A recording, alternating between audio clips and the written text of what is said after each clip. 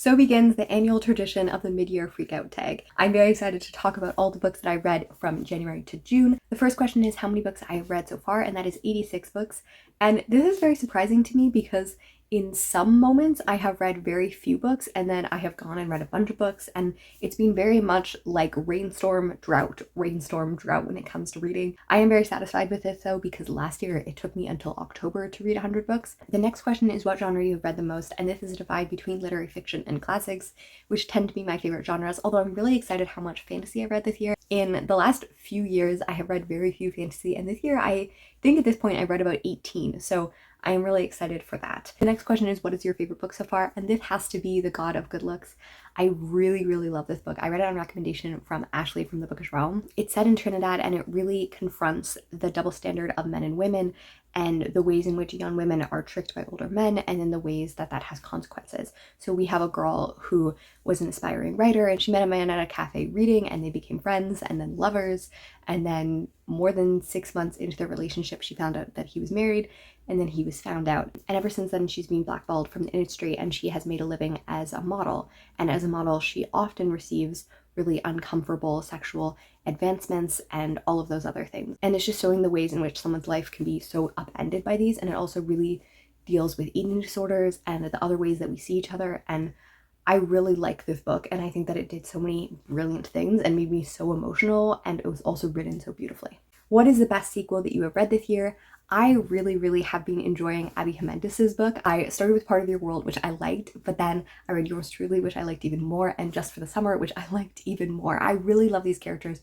They deal with family dynamics and mental health so well. It's really refreshing to read romances where the characters click and connect and just have these relationships in which they talk and talk and talk, rather than it just being very focused on physical chemistry. I really enjoy her books, and I cried so much and enjoyed it so much and related a lot to Emma, the main character, and the dynamics she was going through. It was really good. What is the book that disappointed you the most? Grief is the Thing with Feathers. I have been anticipating this book for so long, and I wanted to do all the homework. I tried to read Crow in anticipation for this novel, and I hated that and DNF'd it, and then waited an entire more year, and I read this, and I hated it so much. I just hated the style, and also I just hate Crow, so it makes sense that it's a book that's inspired by Crow. It's about a family that loses their mother in grief.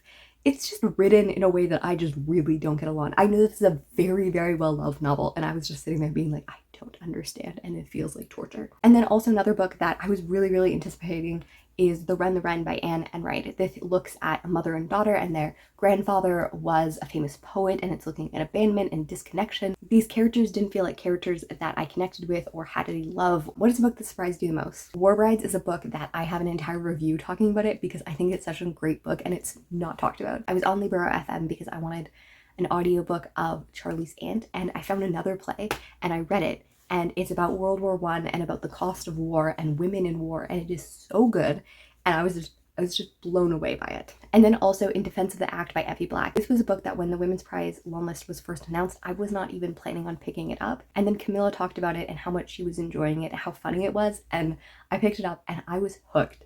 I read it pretty much in 2 days and I cried so much. It talks about suicide and the effect of suicide and the conversation around that and mental health, and it's so well done and so evocative. Like, I really felt like I was set in these moments and I laughed so much, and I just thought it was all around such a great book. Is there a book that particularly impressed you with the way it was written? Things You May Find in My Ear is a poetry book that I was just blown away with. It is so evocative and written so clearly. It is looking at a Palestinian man who grew up in Gaza, and he's very active online and talks about the war that is going on right now. And his poems just really paint the experience of growing up in a war zone and growing up under oppression and being a child, and then also being a father to a child, and this tradition of violence and wreckage and people going. And I thought it was so well written and so well conveyed. It gave me a really clear understanding of the history, both emotionally and physically, of the genocide of Palestine and the experience of living there. So I would really recommend this. Are there any characters you fell in love with? And this is the one that I'm cheating because this is a book that I picked up in July, but it is Evelina by Frances Burney. I'm reading this for Jane Austen July right now. And a character that I love, Lord Orville, is a character that I just really admire and appreciate.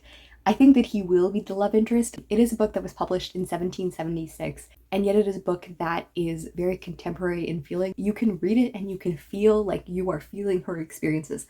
Like the social classes and many of the things are different, but it is a book that deals a lot with men being just the worst and just like kind of thinking that they're entitled to, especially Evelina's care and want, and because of the social proprietusness, like she's not really able to like get away from men that she really doesn't want to be.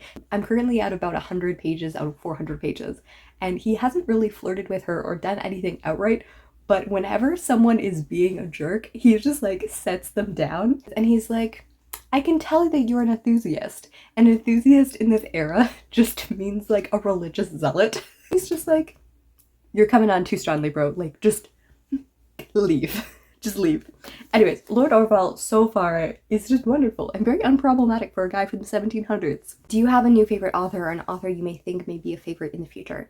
Abby Jimenez, I have now read 4 of her books and I've really loved all of them. I read all of the Part of Her World series, and then I was worried going into her backlist books that I might not like them as much, but I read one of them so far and it is also really, really good, which gives me a lot of excitement to read all of her books. I think that she does such a great job of writing romance and writing the characters around. It's just so good. And then the author whose last name I wish I could say. I literally have searched this up so many times, but it thwarts me every time. Ann Napolitano is an author that I already like screamed about because I love Dear Edward so much. And then I read Hello Beautiful this year and it was so good. 2 for 2 on just loving her books, and I do think that she's going to be a favorite author. Do you have any new releases that have come out this year but you have not read yet? Anita D. Montez Laughs Her Last.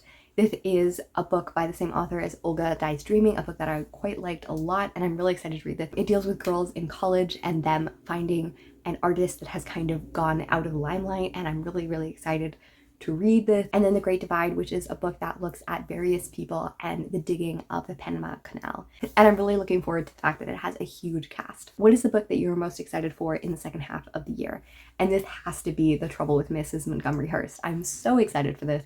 I have it pre-ordered. Hopefully it will come in just over a week. And this is a book by BookTube's own Katie Lumsden. And yeah, I loved her first book, and this is looking at a very large assembled cast, and it sounds like it's just going to be brilliant. She's read the first chapter already and it has completely captivated me. So I'm so excited to read it. Are there any books that have made you cry? Every book. I am a person who cries in books that I don't even like. Like if a book does not make me cry, it's very shocking to me. But a book that I particularly cried in was Ordinary Human Failings by Megan Nolan. I love this book. It is a book that follows an Irish family living in the UK in the 90s. The youngest member of them is accused of a violent crime, and the adult characters are interviewed by a journalist who's trying to get a scoop, and he's looking for all the dark failings and secrets. It really investigates true crime and how much of a danger it can be in people's life, as well as just looking at the intimate parts of people's lives and their stories. And I love this. I have an entire book review where I gush for a long time about many thoughts in this, and I just think it's such a great book. The next question has to do with books you've started and not finished, and there are so many, but I will name 2 which are the ones that I definitely want to finish. And the first one is The Wasteland. I got this for Christmas. I was so excited. I've been wanting to read it for so long. I started it. I kind of hate it. It's not my writing style. When I talk about poetry I don't like, this poetry I don't like, but I do want to read it, especially since it's not that long. So that's my hope. And then the other book is Emily of New Moon, and this is by Lucy Montgomery. There was a silent book club at my local cafe where people just show up and they read their books in silence and like drink coffee. And I started it there, and then I read it a little bit more at a cottage that I went to in May. So I've just like been very reading it in specific moments, but I definitely want to read it. What are 3 books that you want to read before the end of the year? And the first book is Phineas Redux by Anthony Trollope.